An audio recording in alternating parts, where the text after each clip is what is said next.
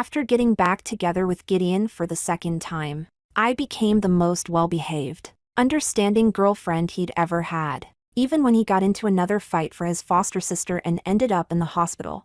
I didn't cry. I didn't lose control or break down like I used to. I simply treated his wounds quietly. He lowered his eyes and explained to me, "I didn't deliberately skip your mom's funeral. It's just that Vanessa is spoiled and hot-tempered. She provoked some thugs, and I couldn't just ignore it." I responded with a flat mem. But my composure and obedience didn't make Gideon as happy as he had imagined. Instead, he tightened his grip on my hand and demanded, "Why aren't you angry anymore?"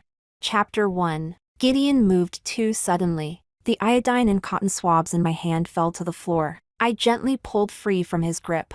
I pretended not to notice the suspicious red marks on his neck. Sensing my gaze, he awkwardly turned his head away and cleared his throat. "I got scratched during the fight. Don't get the wrong idea." After a pause, he seemed to be trying to catch any crack in my expression. He continued explaining, "Vanessa left home to study elsewhere for 4 years. She's got some resentment built up. When she drank, she ended up provoking people. Technically, I'm her brother. I'm listed as her emergency contact. In a crisis, the phone automatically dialed my number." Gideon rubbed his brow, looking exhausted. "The situation got out of hand. We were even held at the police station for a few days. My phone died, too." "Teresa, I didn't mean to ignore your calls. Don't worry, she's already engaged to her blind date partner. From now on, I won't interfere in her affairs anymore." Gideon spoke a lot in one breath. His tone grew more and more anxious,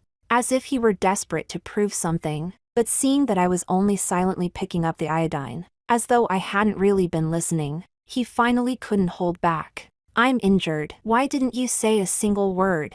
"Teresa, you used to care about me the most, didn't you?" I threw the used cotton swab into the trash. My voice was calm. "Aren't you fine right now?" "Back then, for her, you almost ended up crippled. Didn't you also tell me not to worry?" It was as if he'd been stabbed. His voice turned hoarse. "Are you still blaming me?" "I'm sorry. I missed seeing your mom one last time." He lowered his head and tugged at the corner of my clothes, using the same conciliatory tone he always used in the past. "Can you take me to visit Auntie? I want to bring flowers and talk to her for a while. Then I'll go to the temple to offer her lotus lamps, and stay in the mountains for 2 days to pray for her, okay?" "No need." Gideon suddenly looked up, his eyes full of confusion and panic. "Why?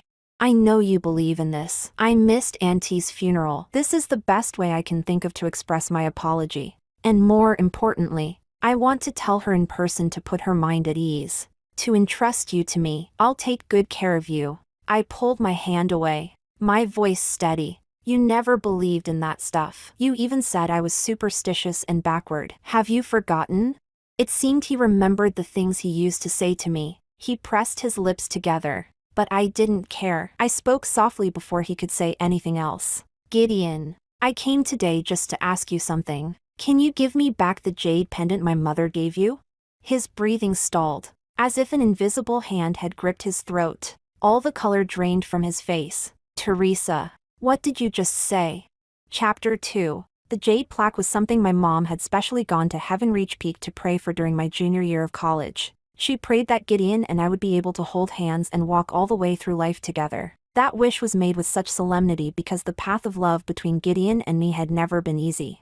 I transferred schools in my second year of high school and ended up sharing a desk with Gideon. He was the campus heartthrob, good-looking, academically strong, sweet-tongued, and popular with everyone. Every day, I saw him receive countless love letters. Yet someone so adored by everyone chose to like me. He pursued me for a whole year. One time, when I was cornered and harassed again by some vocational school punks, he stepped in to save me and nearly beat them half to death. When I saw blood on his hands, I cried uncontrollably. Gideon wiped his face and leaned close to me. "Don't worry, it's not mine." After that, he walked me home every night after evening self-study. He introduced me to all his friends. If anyone dared say I didn't have a dad, he grabbed them by the collar and dragged them in front of me to apologize. That day on the road, someone on an electric scooter nearly ran into me. He pulled me into his arms, and the faint scent of mint on the boy's body rushed over me. Under the streetlights,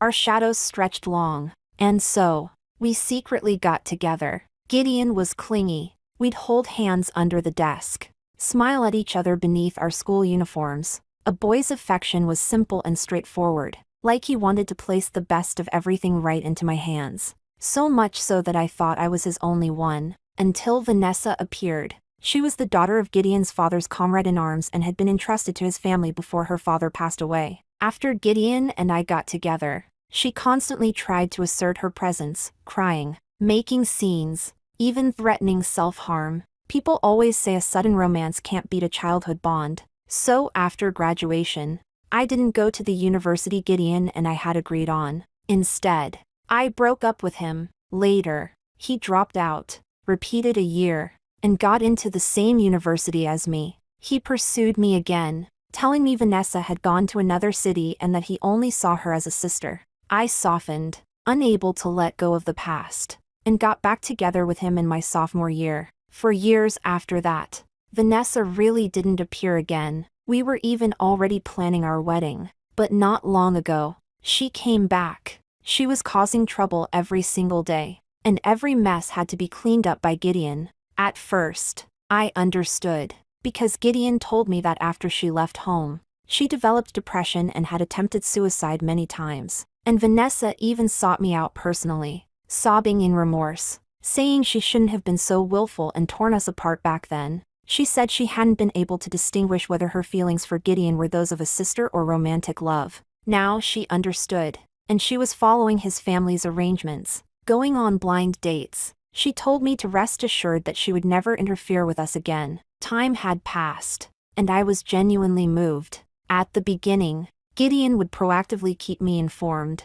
helping her find a place and move, helping her deal with problems at work. But later, it went too far. More than once, Gideon ended up hospitalized from injuries, and it was always me taking care of him. I'd argue with him while worrying about him, and he would always say that Vanessa had no family left, that we should be more accommodating. Sometimes, in the middle of the night while Gideon and I were being intimate, a single phone call from Vanessa would make him leave immediately. Sometimes, he wouldn't come back the entire night. During that period, my mom also happened to fall ill and be hospitalized. I was running back and forth between work and the hospital, completely overwhelmed, with no energy to pay attention to anything else. It wasn't until I saw a post from one of Gideon's friends that I belatedly realized their relationship had already crossed the line of mere brother and sister. In the video, it seemed Vanessa had lost a game. She had to kiss a man as punishment.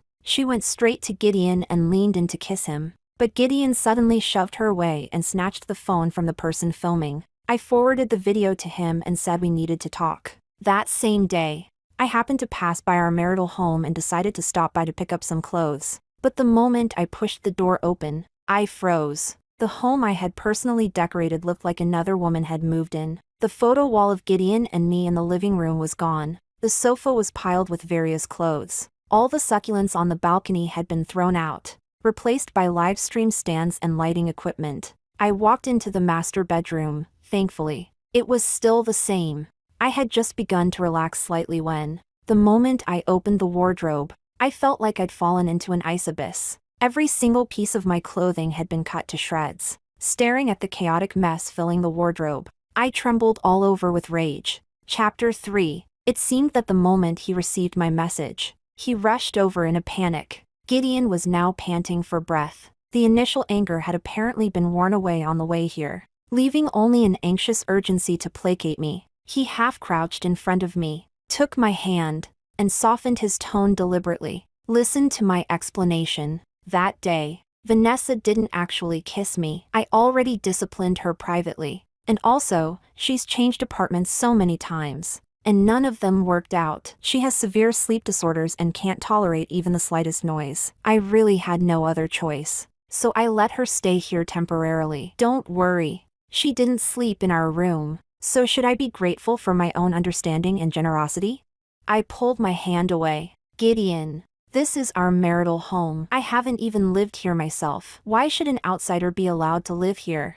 She didn't just move in, she threw away my things and ruined my clothes. She's sick. Gideon's voice took on an edge of impatience as he tried to grab my hand again. When she has an episode, she can't even control herself. Teresa, you'll be her sister-in-law in the future. Can't you be a little more accommodating? Haven't I already accommodated enough? Looking at his face, I suddenly felt like I didn't recognize him anymore. Gideon, you're always telling me that Vanessa's father had a great relationship with your dad back then, that he even saved his life, that you owe her and have to treat her well. But that's your business. Why should I be dragged into it? Why do I have to be the one to give way?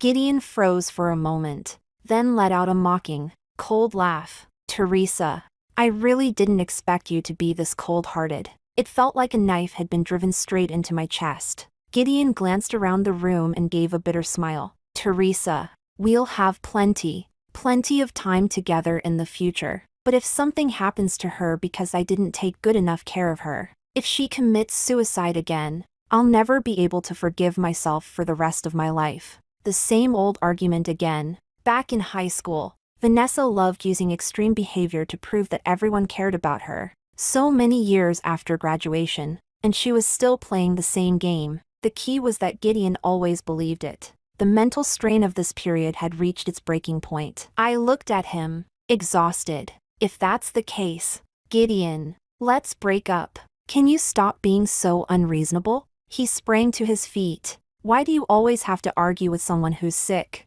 I'm being unreasonable? I looked up at him and spoke each word clearly. You carry your guilt toward her, that's your issue. Why should I be forced to shoulder it with you? If one day she really does kill herself, you'll blame me, won't you? You'll think it was because I wasn't generous enough, not tolerant enough, that I drove her to death. Isn't that right? I didn't want to assume the worst of people, but Vanessa was indeed a ticking time bomb standing between us. One day, it was bound to explode. Gideon, flustered and irritated, finally relented as if to end the argument. Fine, I'll have her move out right now, okay? With that, he pulled out his phone and walked outside while dialing. But not long after he left, I received a critical condition notice from the hospital. Chapter 4. I waited outside the operating room all night. My eyes were badly swollen. By the next morning, my uncle had rushed back. He patted my head gently. Teresa, don't be afraid. Your uncle is here. All my composure collapsed in that instant. I clung to him and cried until I could barely breathe. I didn't know how long I cried before the operating room lights finally went out. My mom was wheeled back. The doctor looked grave. For now, we can only keep things under control like this. You can consider whether to continue with conservative treatment or proceed with more chemotherapy. After my mom woke up, my uncle suggested that we all go with him to the southern hemisphere. The air there was better. Surgery would be too taxing on her body if we chose conservative treatment. She could still live for a long time. My mom didn't want to leave. She wanted to stay here with my dad. If I die somewhere else, your dad's grave will have no one to keep him company. How lonely would that be? But she couldn't argue her way past my uncle, and we began handling the visa procedures. I went to the company to hand over my work. On the way, I received a message from Gideon. He said he had restored the house to how it was before. He also had Vanessa record an apology video for me. Completely uninterested, I deleted the message. When I arrived at the hospital, I saw Gideon pushing my mom outside to get some sun. I didn't know what he said, but he had her laughing happily. I wasn't particularly friendly toward him, but he didn't mind. He poured tea, fetched water, took on every chore, even stayed overnight, taking excellent care of my mom. In the ward, everyone was praising my mom for having such a good son-in-law. Gideon kept looking at me cautiously, as if waiting for me to accept him again. After all, in his mind, he hadn't betrayed me. Even my mom asked what had happened between us, afraid she'd worry about me. I said it was just that Gideon had upset me and I didn't want to talk to him. Perhaps thinking of my dad, she said, "It's hard to meet someone you truly like in this lifetime. No one is perfect. When you live together, you can't just focus on his flaws, think about his strengths too. You're about to get married anyway. As long as misunderstandings are cleared up, it'll be fine." After she finished speaking, Gideon came in from outside, carrying freshly made soup. After serving my mom a bowl, he sat beside me and pitifully held out his hand. There were blisters from being scalded. I've always been someone who responds to softness, not force. People aren't machines, you can't just extract love and hate in an instant. Especially not after so many years together. From school until now, thinking of everything he had done lately, my heart began to soften, but very quickly. He poured a bucket of cold water over it. I went to a farewell gathering my colleagues organized for me. When I came out of the restroom, I saw Gideon at the corner of the hallway. The Gideon who had said he was going home to have dinner with his parents. He was holding a crying Vanessa, his tone both indulgent and domineering. So tough in front of me, but when you run into some creepy guy, all you can do is cry? So stupid. What are you afraid of? Even if you can't get married, your brother will support you for the rest of your life. I stood there, frozen. At first, my chest felt numb. Then, a dull, delayed pain spread little by little, heavy and suffocating. The moment he finished speaking, he looked up and met my eyes. Vanessa seemed startled when she saw me. She quickly pulled out of his arms, wiped her tears, and ran off. A flicker of panic crossed Gideon's face. He hurried over, trying to grab my hand. Teresa, listen to me. She was just. I stepped back, avoiding his touch. Gideon, let's leave it at this. Before I left, I sent him a message, asking him to transfer me half of the house payment at market price. The house, I didn't want it anymore. Chapter 5. Gideon transferred the money very quickly. After that, I blocked him completely. He refused to give up, sending messages along with the transfers. I ignored all of them, until my mom's condition suddenly worsened. She fell into a coma. I was terrified and didn't leave her side for even a moment. That day in the hospital corridor, I overheard a patient's family member saying that they had gone to pray at a temple and made a vow. His father's illness had suddenly improved, and they were already arranging for discharge. Like a dying person clutching at a lifeline, when people are utterly powerless, they're easily drawn to mysticism. So I wore the jade pendant my mom had prayed for and went to the temple. Those who worship the Buddha must be sincere. I knelt and bowed step by step, praying for my mom's well-being. I also drew a fortune stick. The result was neither good nor bad. After pondering for a while, the master told me I could try Chongshi, using a joyful event to counter misfortune, but then added that my destined partner had not yet arrived, and everything might still be in vain. I clenched the fortune slip tightly, and tears streamed down instantly. Is there really no other way? Your destined bond has yet to come, he said slowly. But a karmic entanglement is right before you. The two oppose each other, and there may be a slim chance of survival. As if by coincidence, I looked up and saw Gideon. He was accompanying Vanessa, here to burn incense. In the past, when I begged him to come with me, he scolded me for being superstitious. Now, he bowed more devoutly than anyone. I didn't know what they talked about, but Gideon suddenly laughed. Then he reached out and rubbed her head. Meanwhile, I was clutching the fortune slip, my steps unsteady. I missed my footing and twisted my ankle. A sharp, piercing pain shot through me instantly. I thought of my mom's condition. I thought of all the critical condition notices I had signed during this period. All the fear, grievance, and forced strength I'd been suppressing for days completely collapsed at that moment. I had already lost my father. Why was heaven so cruel? Why did it have to take my mom too?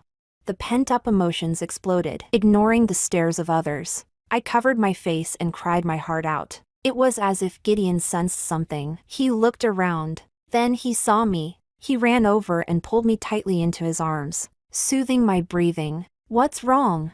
He lowered his gaze and saw that I was holding the same jade pendant as his. His eyes shifted slightly. Teresa, I knew you couldn't let me go. Stubborn on the outside, soft on the inside, that's you. You've been secretly crying a lot lately, haven't you? He was convinced that, just like the first time we broke up, I wouldn't be able to move on after the heartbreak. Compared to him, so composed, so at ease, without any sign of devastating pain, he offered me what he thought was a step down. I really only see Vanessa as a sister. If I truly liked her, we would have been together long ago. Teresa, Let's be good from now on. No more fighting, okay? Thinking of the master's words about that slim chance of survival, I could only treat a dead horse as if it were still alive, so I grabbed Gideon by the collar. My eyes blurred with tears. All right, let's get married. Chapter 6. Everything seemed to have been put on fast forward. Originally, we had planned to start preparing for the wedding after my mom got better, but I couldn't wait anymore. I contacted a wedding planning company for a proposal and, in a rush, dragged Gideon along to take our wedding photos. Strangely enough, the very day we finished the shoot, my mom actually woke up. I showed her the photos. She gripped my hand tightly, her eyes red with emotion. Gideon, as if trying to prove himself, ran back and forth around the hospital, and day by day, my mom's condition improved. The cancer cells didn't metastasize either. It was almost as if mysticism really did work. I suddenly figured out how to use Gideon. I had him show up in front of my mom more often and put him to work. Compared to my mom's health, love, hatred, none of it mattered anymore. So when I accidentally discovered that he had transferred money to Vanessa, I pretended I hadn't seen anything. I put the phone back where it was. I even thoughtfully asked him whether he needed any help. Gideon was pleasantly surprised and hugged me. You're finally not angry with her anymore? I lowered my lashes. Yeah, he explained that Vanessa had just gone on a blind date with someone new, a high school classmate of hers. The guy had secretly liked her back then. They were already preparing to get engaged. So soon? I asked casually. Gideon tightened his grip on my hand. Yes, seeing us preparing for our wedding, she thought she might as well get married at the same time. Teresa, you don't mind, do you? I shook my head. I don't mind. After all, it was just a formality. It wasn't like they were actually registering the marriage. And I wasn't the one paying the wedding planner anyway. Who he wanted to invite to hold it together with us was his business. I even briefly considered asking him whether we could gather 9 couples in total. 9 returning to 1, it would be extremely auspicious. But after thinking about it, I let it go. I'm someone who really hates trouble. Once all my energy was focused on my mom, I had no capacity left to care about anything else. So every time Vanessa called Gideon away, I didn't stop him, didn't get angry, and even reminded him to be careful on the road. That day, my uncle said the paperwork was done and it was time to book the plane tickets. My mom suddenly seemed to remember something and asked me, "Aren't you getting married to Gideon? If we leave, what will he do?" Chapter 7. I didn't dare tell my mom that I was only using him for Chongshi, to counter misfortune with a joyful event. I'd never intended to actually marry him, so I casually made up an excuse and brushed it off. What I didn't expect was that Gideon overheard it. He looked at me with a grave expression. "Where are you going?"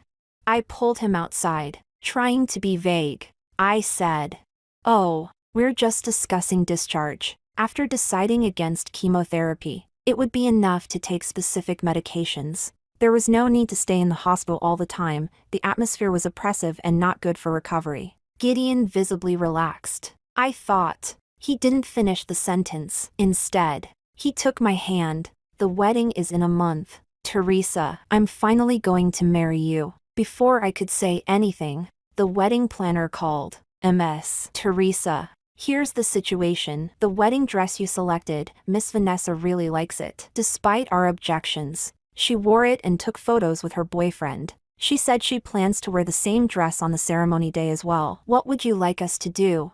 "Oh, if she likes it, let her wear it. It's fine." "All right. Thank you for your understanding. You're really too kind." But after I hung up, Gideon suddenly gripped my hand tightly, his expression darkening. "Why did you give it to her?" "Teresa, that dress was custom made for us." I was a bit baffled. "It's just a wedding dress. It's not that big of a deal. Besides, she's your sister. Isn't it only right to give way to her? She has depression too. What if she can't handle it and tries to kill herself again?" Gideon froze for a moment. Then he suddenly pulled me into a tight embrace, as if trying to fuse me into his body. "Teresa, what's wrong with you?" "Nothing," I replied calmly. He choked slightly, as if in pain. "I just feel like lately, you don't seem to love me anymore." I stayed silent. He cupped my face. Let's register the marriage, okay? What?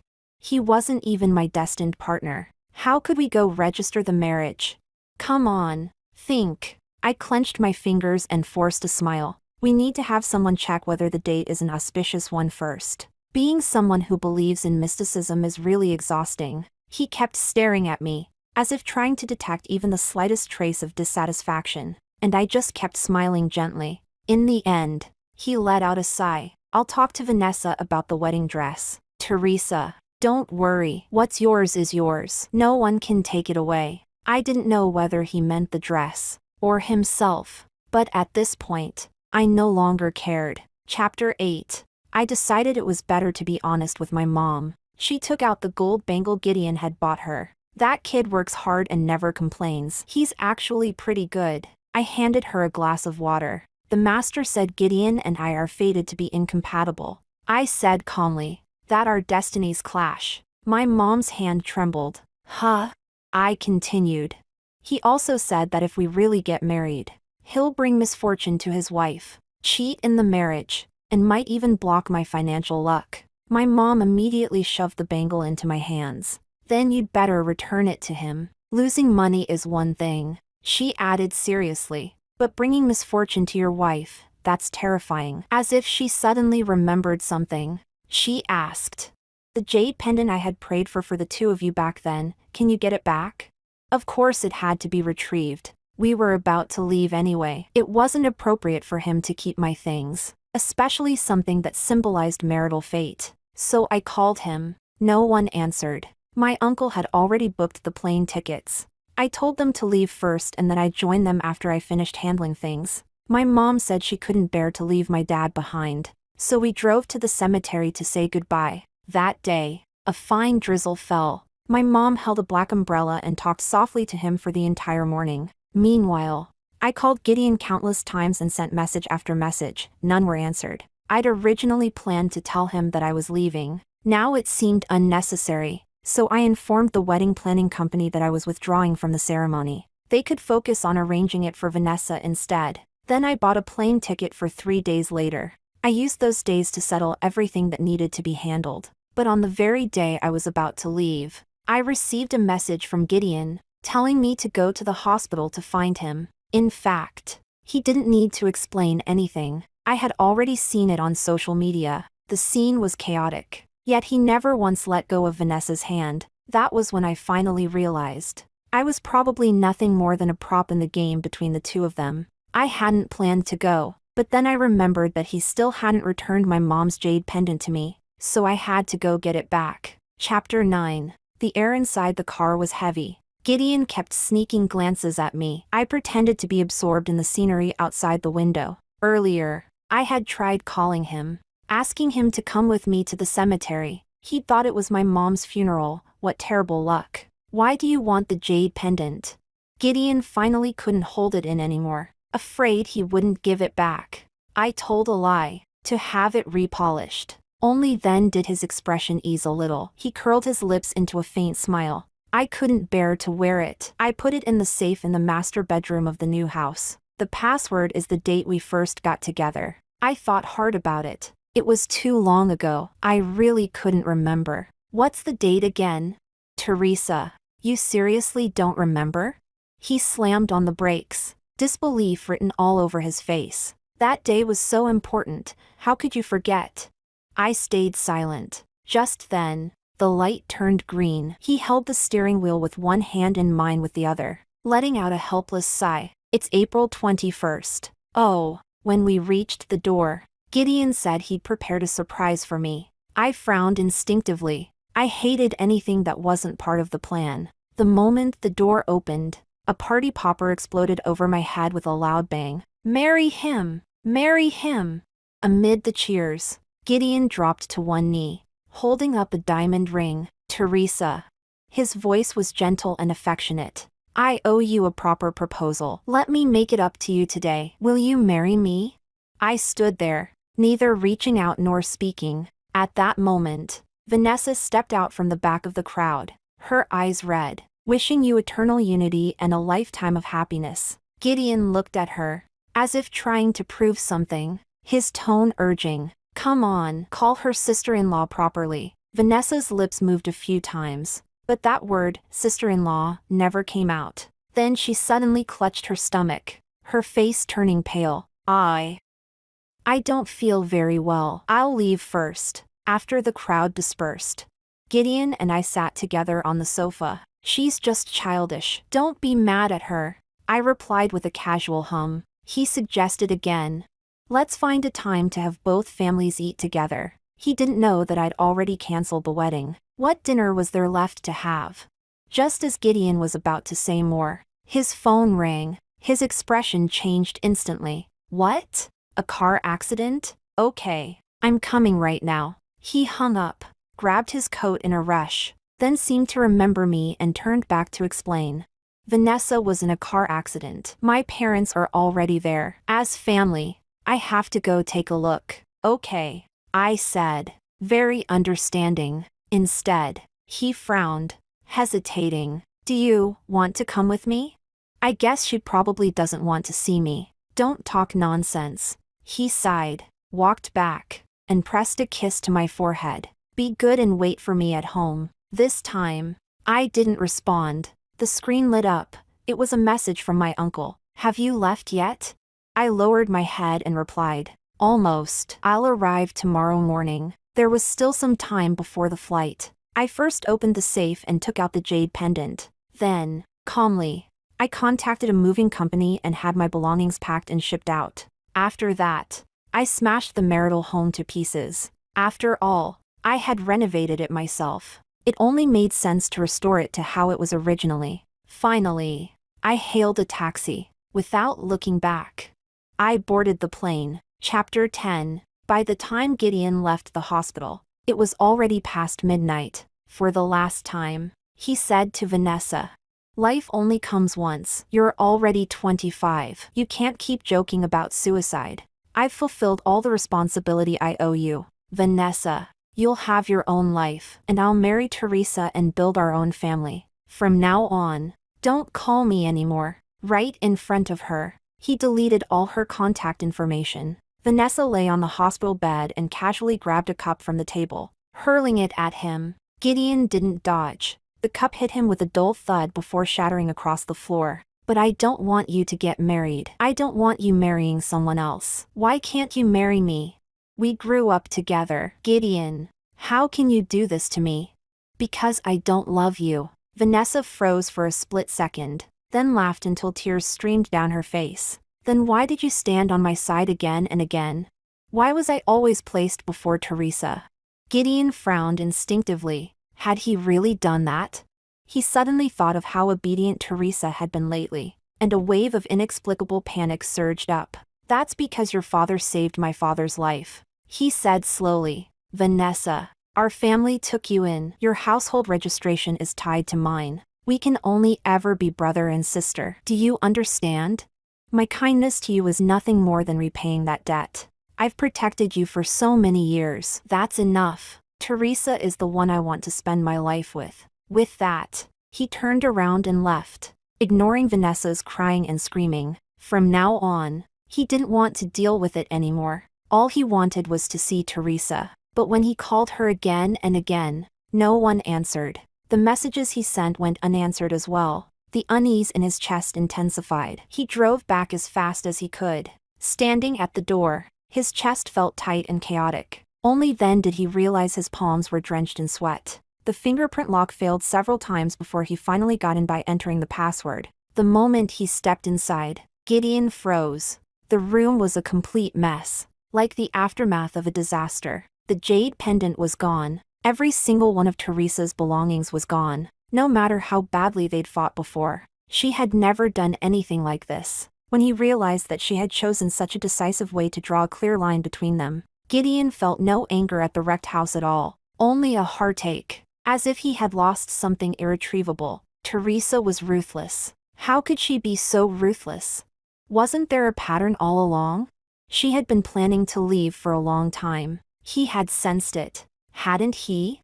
He had just ignored it. That obedience, it had all been an act. How could someone who loved you not feel jealous? How could they suddenly become so magnanimous? There was only one possibility. She didn't love him anymore. But then why lie to him and say she wanted to get married?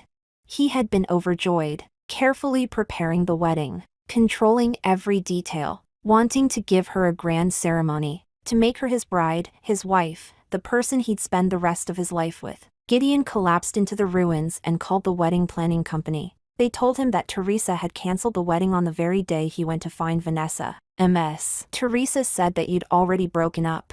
They said. And that Vanessa was the most important person to you. She told us to focus on preparing hers. Mr. Gideon, didn't you know? He hung up the phone, tears spilling out. Yeah, in the whole world. He was the only one who didn't know. Even the breakup. He found out from someone else. How much did Teresa have to hate him? To leave like this without even a single word?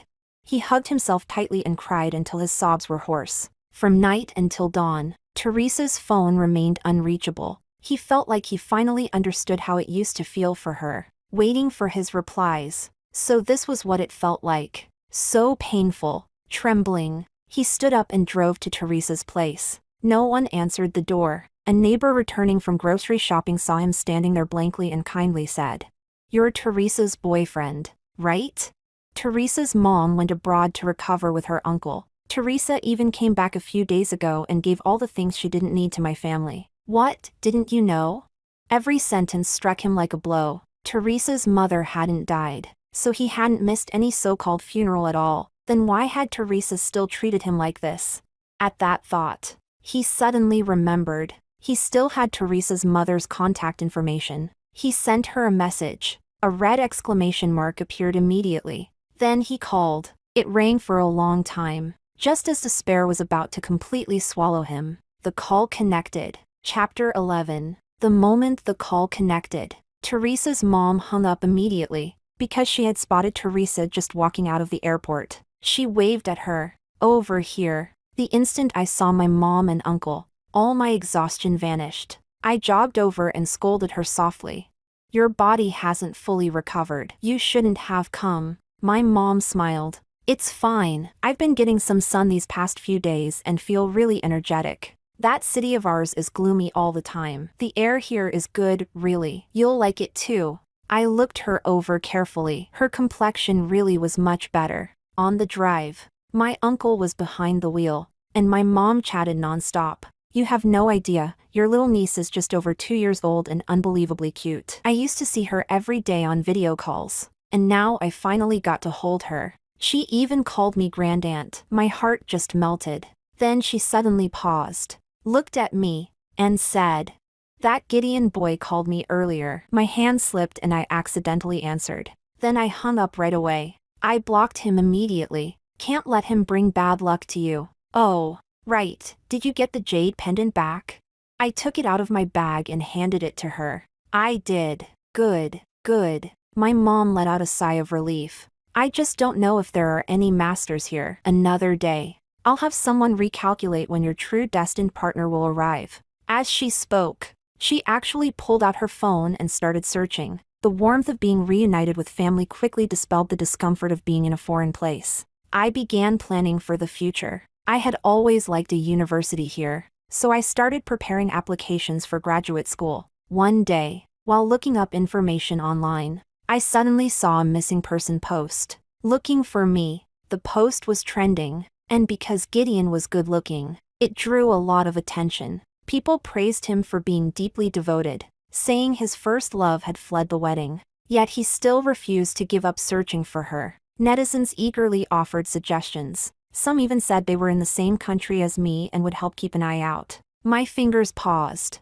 I was irritated by this self-righteous display of deep affection. Just as I was about to comment and tell him to stop disturbing other people's lives, someone, following the clues he'd posted, dug up my account. What a coincidence. Back then, because of Gideon and Vanessa, I often suffered from insomnia. I didn't want to spread negativity to my friends, so I recorded my heartbreak moments on a private alt account. At the same time, people I'd known in high school and college started speaking up for me. Who are you pretending for? Everyone knows you've got a so-called childhood sweetheart, your sister in name only. That woman was a complete psycho. She used to cry and make scenes in front of our class all the time. Back in high school, that beautiful girl broke up with you. What? You stalked her until she gave in again? Good thing she ran away from the wedding. I applaud her. Have some shame and delete the post. It's disgusting. I'm so angry. The poor girl's mom was seriously ill. She was already suffering enough. And she still had to put up with you constantly running off to your drama queen foster sister. Just let her go and stay locked together with that sister of yours. Once people started digging, more and more came out. Vanessa, naturally, was dragged into the spotlight too. And then everyone discovered she never had depression at all, because she had done live streaming before, and on her social accounts, she'd exposed it herself. It was just a persona meant to attract sympathy. Sometimes, you really have to admire the internet's power and its sharp tongues. This is a once-in-a-lifetime pure-grade lunatic even gold prospectors couldn't dig up. Using depression as a cover to toy with people like fools, impressive. Seriously. Can someone speak up for people who actually suffer from depression? I'm furious. I want to slap the guy once, and slap his so-called sister 999 times. Things blew up. Gideon quietly deleted the post. But it didn't end there. Poor girl. Don't worry, stay where you are. No one's going to expose your location. Latest update, a bunch of people went to the guy's apartment complex and even caused trouble at his parents' workplace. Completely humiliating. The guy got beaten by his parents and ended up in the hospital. Then tried to cut his wrists. He was saved. Frontline report, the sister had her adoption revoked. Hope the poor girl is doing well, living a new life, and no longer bothered by trash men and trash women. I smiled. I'm doing very well. I have the courage to shatter myself, and to rebuild who I am from the ruins. The entanglements and regrets of the past are like ripples on a lake stirred by the wind. In time, they, too, will fade into stillness. Chapter 12. I began my new life, staying by my mom's side. I returned to campus and went back to school. My days were calm and fulfilling. My mom recovered very well. When she first came out, she couldn't even communicate because of the language barrier. Now she can bargain fluently with shopkeepers. On weekends, we often drove to nearby cities, experiencing different ways of living, different lives. My mom has always been talkative. Every place we went, she'd chat with all kinds of people. It felt like she was finally living out the dream she once had in her youth, to carry a sword and roam the world. When she mentioned that she had beaten cancer, people applauded her. You're incredible, she would smile and say. In this world, other than life and death, everything else is a small matter. The Bodhisattva will protect me. Like her, I believe in fate. In that moment, I suddenly remembered what the master had said at the temple years ago. Perhaps Gideon's purpose in my life was simply to shield us from disaster. All that love and hurt had become distant memories. I had let go. So my uncle wanted to set me up on a date. The guy next door is really good. Same age as you. Even from the same school. I often see him sneaking glances at you. Most importantly, he's Chinese too. You'd have plenty to talk about. I waved my hand and laughed. No need. When fate arrives, it will come on its own. Chapter 13. In the 4th year, my mom started missing my dad. She wanted to visit the cemetery and talk to him for a while. So our whole family decided to come back for a visit. My little niece was almost 6 by then, just in time for a school break. We brought her along to experience the culture of our home country. After all, no matter how good life abroad is, it's never truly home. Over the years, I'd also heard bits and pieces about Gideon and Vanessa from friends. Public opinion spread quickly. Gideon's workplace was flooded by online backlash, and the company fired him. They even said they reserved the right to pursue legal responsibility, because during work hours, he was frequently late, absent, or left early. Vanessa was already mentally unstable when her fiancé found out she was still entangled with her adoptive brother. Essentially mutual emotional cheating. He called off the engagement immediately and stayed far away. Then people dug up her past incidents of bullying classmates in high school. For a time, she was condemned by everyone. She had no income to begin with. And Gideon's parents also cut ties with her. She didn't live well at all. She clung to Gideon every single day. Gideon grew to hate her deception and manipulation, exhausted beyond measure. In the end, the two of them turned on each other, a complete mess. I thought the story had ended there, but one day, Vanessa went mad again. She drove her car straight into Gideon, saying she wanted them to die together. I had said it long ago. She was a ticking time bomb, obsessive and stubborn. If she couldn't have something, she'd rather destroy it. Thankfully, I had cut ties with that pair of lunatics early on. What was unfortunate was that Gideon didn't lose his life. Instead, he lost a leg. Vanessa was eventually sentenced for intentional assault, going to prison to work the sewing machine. Gideon had long since lost the confidence and radiance he once had as the campus heartthrob. Perhaps this was the price of a change of heart. Chapter 14. After accompanying my dad at the cemetery and talking to him for a while, we came back. My mom took my little niece out to play. When my close friends found out I was back, they invited me to a gathering. By the time it ended, it was already late. Just as I got out of the car, I saw Gideon leaning against a big tree at the entrance of the residential complex, staring at me intensely. He limped toward me, his eyes reddened instantly, his voice trembling beyond control. "Teresa, you're finally back." It had only been a few years, yet he had changed so much. Once handsome and dashing, now haggard and worn. If he hadn't spoken, I might not have recognized him at all. "Do you have any idea how long I've been looking for you? You were so cruel, you never even told me which country you went to. For 4 whole years, whenever I had time, I came to wait downstairs at your place, thinking that one day, you'd surely show up." That was true. We were all just ordinary people. If someone deliberately hid themselves, the world was vast, personal information wasn't so easy to find. I've completely fallen out with Vanessa. She'll never bother us again. Our marital home, I renovated it all over again according to your preferences. That custom wedding dress, I've kept it hanging in the master bedroom. I only recognize you as my wife, Teresa. I'm sorry. I was wrong. I regret it. I shouldn't have gone to deal with her that time. These past years, whenever I woke up in the middle of the night, I kept thinking, I had already made one mistake back then. I didn't handle my relationship with her properly. And that's why you broke up with me. I dropped out, retook the exams, and finally managed to chase you again. During those years when she wasn't around, we were so good, we were about to get married. So why did I act like I was possessed and repeat the same mistake all over again? Hearing this, I couldn't help but laugh softly. Gideon, don't dress yourself up as some deeply devoted lover. The truth is, our many years together made you lose your sense of novelty. You got bored. So when an unexpected variable appeared, it excited you. Didn't you simply enjoy the feeling of having both Vanessa and me revolving around you? You needed her dependence to magnify your own sense of importance. And you needed my tolerance to maintain your image as the perfect boyfriend. You never truly drew a clear line. Because being fought over, that feeling satisfied you, didn't it? His face went deathly pale. Then he gave a bitter smile. But Teresa, I really never betrayed you. Does betrayal only count when it's physical? I replied calmly. Was your heart wandering away again and again not enough? You tortured me until I was barely alive, and then thought a light, casual apology would settle everything?